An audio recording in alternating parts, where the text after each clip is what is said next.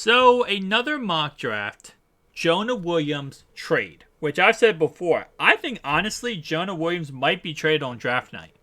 The Cincinnati Bengals might kind of wait for draft night to see, what players are falling, what players are going where, before they possibly might trade Jonah Williams. Because right now, they could trade Jonah Williams, don't get me wrong, get a second or third overall pick, maybe a fourth overall pick, and be fine, right? Okay, we got a guy, whatever, now we have a pick, we'll move on with that. But what they could do is kind of wait for the NFL draft, see where players are going, and if one player they like starts falling, and they think, oh my god, this guy, no way this guy's going to last another 10, 15 picks, they might then just trade up and go get that guy at whatever pick they want to get him at. So, for example, the draft here is actually going, the mock draft here from CincinnatiJungle.com is actually going to be as followed. So they're going to trade with the Jacksonville Jaguars. So where is Jacksonville? Jacksonville 24th overall pick. They're going to trade Jonah Williams. And the 28th overall pick for Jacksonville's 24th overall pick. So obviously just pairing up the tackle with the pick to get a 4 picks higher in this draft. So they go and offer this, bam, and now let's start this NFL draft. And now they're at the 24th overall pick instead of the 28th overall pick. Now they actually have them taking cornerback here, Deontay Banks, who already got taken in this draft by the 17th overall pick by the Pittsburgh Steelers. Now, obviously, they don't make this trade in this hypothetical scenario. They don't make this trade if, at the time, Pittsburgh here already drafted the guy, right? But the idea is they make the trade if he's still available on the board at the pick 24, right? Let's say they get to 24th overall or 23rd overall pick, and they're on the phone now with whoever. They're on the phone with Jacksonville saying, "Listen, we'll trade Jonah Williams on the 28th overall pick. We want your pick," right? That's usually when they would make the trade. Now, I'll tell you right now, if they do trade up to the 24th overall pick, right? I like Deontay Banks. I think he's a really solid cornerback from Maryland.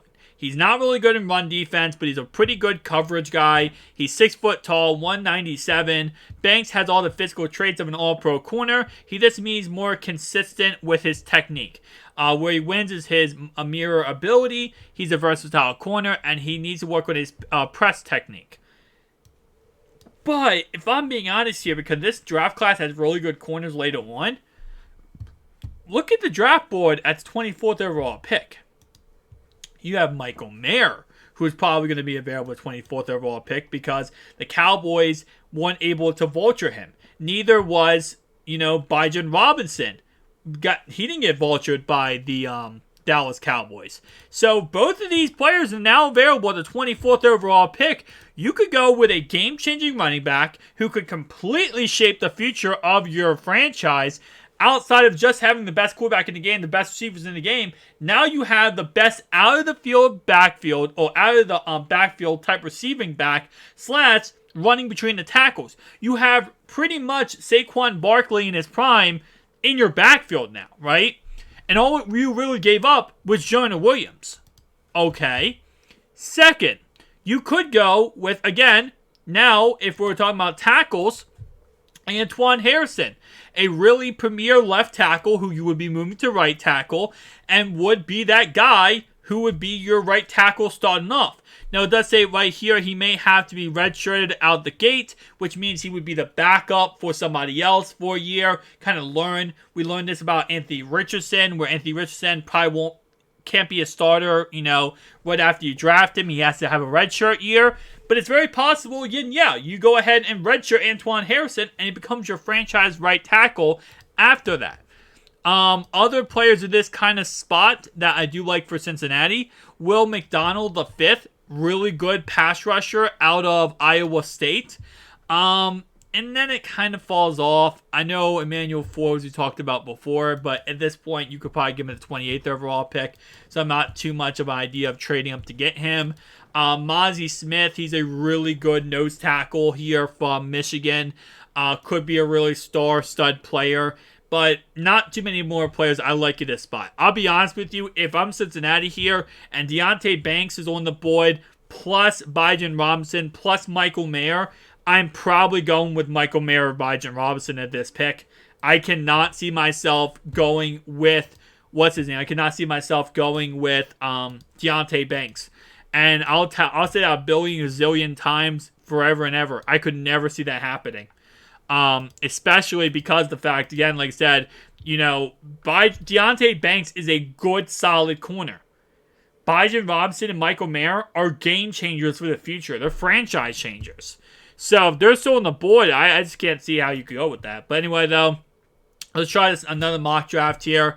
This time we have Brian Branch on the board. Cansey's on the board. Michael Mayer's on the board. Obviously, yes, this time Bijan Robinson did go a little bit earlier. Again, it's just, if you're the 24th overall pick here, and it looks like Deontay Banks actually went one pick before Cincinnati. He went to the Minnesota Vikings. Kalia Cansey here. He's another really star pass rusher / run defensive tackle. And he can really do a mix of everything. So he's another really stud player. Brian Branch, I talked about in previous videos. He has a lot of upside, a lot of talent to go ahead and show off in this NFL draft and in the NFL. Branch has a very high floor defender with skill sets that can fit every defense in the NFL. You want to go ahead and replace Jesse Bates? Here you go. You got Brian Branch. He's your replacement for Jesse Bates. You have him and Dax Hill on the one side, Nick Scott on the other side, and let's say you take, I don't know, like Quindell Johnson later on in this draft, or you take Hickman or Owens, you possibly could have an absolute even more stud of a defense. Brian Brees, he's not as developed, and he's a little bit, kind of raw type pass rusher in this draft. He's a very good versatile tackle, but as is right here, is more of a project than anything. But he has a lot of things that he could become great with. And I'm going to go ahead and do another mock draft here, just kind of see exactly some other players who could be available at this spot. Again, I could not find myself in any logical scenario saying that there are said players on the board, right? Let's call it. If there's said players like Michael Mayer, Kincaid, Bijan Robinson, heaven forbid, obviously Brian Branch, heaven forbid, Broderick Jones, really stud players like this. I like Deontay Banks. I've talked about it many times, and again, he goes right there to the Vikings, man. That's hilarious. I couldn't see myself going for him. I really couldn't. Especially with the fact that, do I like him over Michael Mayer? No. Do I like him over Bijan Robinson? No. Do I like him over Kincaid? No. Do I like him over Broderick Jones? No. Do I like him over, Cansey? Probably not. No. There's just so many stud players in this draft you could go with that I just feel like cornerback is a position you can get later on and really develop rather than, especially if you're trading up, again, to go this. Now, if Cincinnati does trade up, they're trading up for a player, right? They're not trading up just to say, oh, we have 24th overall pick. Look at us. We're so great. No. They're trading up for the idea that they want Deontay Banks or whoever is the case. In this case, Michael Mayer keeps dropping to us every single time. But, they're trading up for that said reason. Now, the rest of this mock draft, the Cincinnati Jungle has Mozzie Smith going from Michigan to them, I guess, in the second round, which he's a first-round pick. Mozzie Smith is a first-round pick with everything being considered. Let me see where Mozzie Smith is here. He's a second-round pick, I say. I don't say completely first-round pick. Let's see. Mozzie. Yeah, he's a second pick. He's first pick in the second round. He's a second-round pick. And he's an early second-round pick. That's what I'm trying to say. My bad. He's not going to go later on in the second round. So I couldn't see this actually happening. In all honesty, I really couldn't see that happening. Same thing with Sam Laporta. Sam Laporta is a second-round pick, too. So these are both second-round picks here. I couldn't see them going with either of these guys with the second round here. Because, first off, he's not going to be on the board, right? Sam Laporta is going to be on the board at this spot, and I don't really mind Sam Laporta here. He's actually not even on the board. Sam Laporta went 56th pick overall. So, Sam Laporte will probably be on the board here. Mozzie Smith will not be on the board here.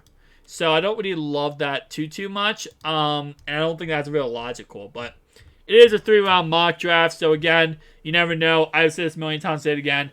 Mock drafts are weird because at the end of the day, we never know what the NFL team's draft board looks like, who they have ranked where, who they think is going to fall, who they don't think is going to fall. You know, it's no crazy thing to say the NFL scouts are not really reliable when it comes to drafting. Because at the end of the day, there's so many teams, so many years take first-round picks that are bust, second-round, third-round, fourth-round, fifth-round picks that are bust, that if scouts were perfect and crazy insane, they would never have these players. They would never tell us or tell the teams to draft these said players because they end up becoming busts, right? Nonetheless, guys, tell me down below your thoughts and opinions, and I'll see you guys in the next one.